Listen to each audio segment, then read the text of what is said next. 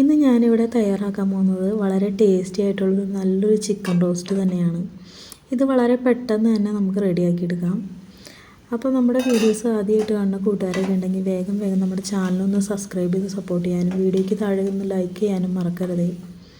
ചിക്കനൊക്കെ നമ്മൾ നന്നായിട്ട് കഴുകി വൃത്തിയാക്കി ഇതിൻ്റെ വെള്ളം ഒരു തുള്ളി പോലും നമ്മുടെ ചിക്കനും ഉണ്ടാവരുത്. വെള്ളമൊക്കെ ഊറ്റി കളഞ്ഞതിന് ശേഷം നമുക്കിതിലേക്ക് ഒരു 1/2 ടീസ്പൂൺ അളവിൽ മഞ്ഞൾപ്പൊടി ചേർത്ത് കൊടുക്കാം. ഇനി നമ്മളിതിലേക്ക് ചേർത്ത് കൊടുക്കുന്നത് ഒരു 1.25 ടീസ്പൂൺ നല്ല എരിവുള്ള മുളക് പൊടിയാണ്. മുളക് പൊടി ഈ ഒരു സമയം നിങ്ങൾക്ക് എന്തോരം വേണമെന്ന് വെച്ചാൽ എരിവിനനുസരിച്ച് കൂടുതൽ ചേർത്ത് കൊടുക്കാവുന്നതാണ്.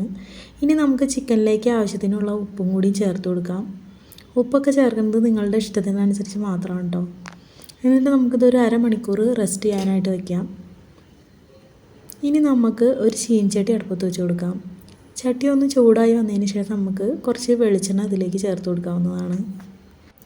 നമ്മൾ ഒഴിച്ചു കൊടുത്ത എണ്ണ നന്നായിട്ടൊന്ന് ചൂടായി വരുന്നത് വരെ നമുക്ക് വെയിറ്റ് ചെയ്യാം. ഇപ്പോൾ നമ്മുടെ എണ്ണയൊക്കെ നന്നായി ചൂടായി വരുന്നുണ്ട്. ഈ ഒരു സമയത്ത് നമുക്കിതിലേക്ക് കുറച്ചധികം കറിവേപ്പില തണ്ടോടുകൂടി തന്നെ ഇട്ടിട്ട് ഒന്ന് ഫ്രൈ ചെയ്ത് കോരി മാറ്റിയെടുക്കുന്നുണ്ട്. ഈ ഒരു എണ്ണയിലേക്ക് തന്നെയാണ് നമ്മൾ ചിക്കൻ ഫ്രൈ ചെയ്തെടുക്കാൻ പോകുന്നത്. ചിക്കൻ ഫ്രൈ ചെയ്തെടുക്കുമ്പോൾ ഞാൻ പറഞ്ഞിട്ടുണ്ടായിരുന്നല്ലോ നേരത്തെ ഒരു തുള്ളി പോലും വെള്ളം ഉണ്ടാവരുത്. അപ്പോൾ നമുക്ക് പെട്ടെന്ന് തന്നെ ഇത് ഫ്രൈ ആയി കിട്ടും. വെള്ളം ഉണ്ടെങ്കിൽ പിന്നെ വെള്ളം കൂടി പറ്റിയെടുക്കാനായിട്ടുള്ള സമയം എടുക്കും ചിക്കൻ ഫ്രൈ ആയി കിട്ടാനായിട്ട്. എന്നിട്ട് നമുക്കിതൊന്ന് മൂടി വെച്ച് കൊടുക്കാം.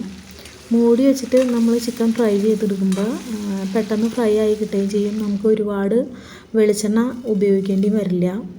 അങ്ങനെ ഞാൻ ഈ ഒരു ചിക്കൻ ഒരു 4 പ്രാവശ്യമായിട്ട് കുറേശ്ശെ ഇതുപോലെ ഫ്രൈ ചെയ്തെടുക്കുന്നുണ്ട്.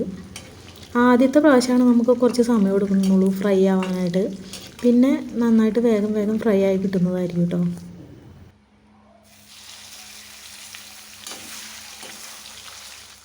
ഫ്രൈ ചെയ്തെടുത്ത ചിക്കൻ ഇതുപോലെ നല്ലൊരു ഓട്ടയുള്ളൊരു പാത്രത്തിലേക്ക് നമുക്ക് എടുത്ത് മാറ്റി വയ്ക്കാം.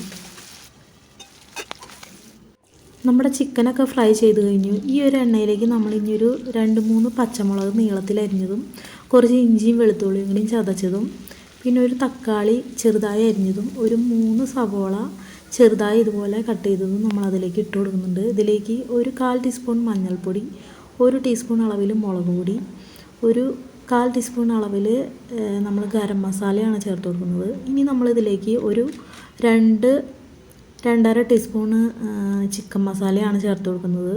പിന്നെ ഇതിലേക്ക് ആവശ്യത്തിനുള്ള ഉപ്പും കൂടി നമ്മൾ ചേർത്ത് കൊടുക്കുന്നുണ്ട്. എന്നിട്ട് തീ ഒന്ന് കുറച്ച് വെച്ചതിന് ശേഷം നമുക്കിതൊന്ന് ഇതുപോലെ ഒന്ന് മിക്സ് ചെയ്ത് കൊടുക്കാവുന്നതാണ്.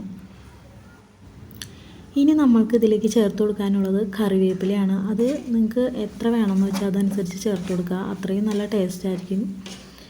എന്നിട്ട് തീ കുറച്ച് തന്നെ കിടന്നോട്ടെ. ഇതുപോലെ നന്നായി മിക്സ് ചെയ്ത് കൊടുത്തതിന് ശേഷം ഒരു 5 മിനിറ്റ് നമ്മളിതൊന്ന് ലോ ഫ്ലെയിമിൽ വെച്ചിട്ട് മൂടി വയ്ക്കുന്നുണ്ട്. ഇപ്പോൾ നമ്മുടെ എണ്ണയൊക്കെ ചെറുതായിട്ട് തിളച്ച് വന്ന് തുടങ്ങിയിട്ടുണ്ട്. നമ്മൾ ഇട്ട് കൊടുത്ത ആ പൊടികളുടെ പച്ചപ്പൊക്കെ ഒന്ന് മാറിയിട്ടുണ്ട്. അതിനുശേഷം വീണ്ടും നമ്മളൊന്ന് ഇളക്കി യോജിപ്പിച്ച് കൊടുക്കുന്നുണ്ട്. എന്നിട്ട് നമ്മളൊരു 5 മിനിറ്റും കൂടി വീണ്ടും നമ്മൾ ലോ ഫ്ലെയിമിൽ ഇട്ടിട്ട് മൂടി വയ്ക്കുന്നുണ്ട്. ഇപ്പോൾ നമ്മുടെ സവോളയും തക്കാളിയൊക്കെ നന്നായി വഴണ്ട് വന്നിട്ടുണ്ട്. എണ്ണയൊക്കെ തിളച്ച് വന്നിട്ടുണ്ട്. നമുക്കിതിലേക്ക് നമ്മൾ ഫ്രൈ ചെയ്ത് മാറ്റി വെച്ച ആ ഒരു ചിക്കൻ ഉണ്ടല്ലോ അത് ഇതിലേക്ക് ചേർത്ത് കൊടുത്തേച്ചും നമ്മൾ ഇട്ട് കൊടുത്ത മസാലയും സവോളയും തക്കാളിയും എല്ലാം ഭാഗത്തേക്കും ചെല്ലാൻ പാകത്തിന് നന്നായിട്ട് അതിനൊന്ന് മിക്സ് ചെയ്ത് കൊടുക്കുക. ഈ ഒരു സമയം നമ്മുടെ തീയൊന്ന് കുറഞ്ഞ് തന്നെ കിടന്നോട്ടെ കേട്ടോ. അല്ലെങ്കിൽ നമ്മൾ ചിക്കനിൽ വേറെ വെള്ളം അങ്ങനെ ഒന്നും ഒഴിച്ച് കൊടുക്കാത്തതുകൊണ്ട് അടി പിടിക്കാനായിട്ട് ചാൻസ് ഉണ്ട്. അതുകൊണ്ടാണ്.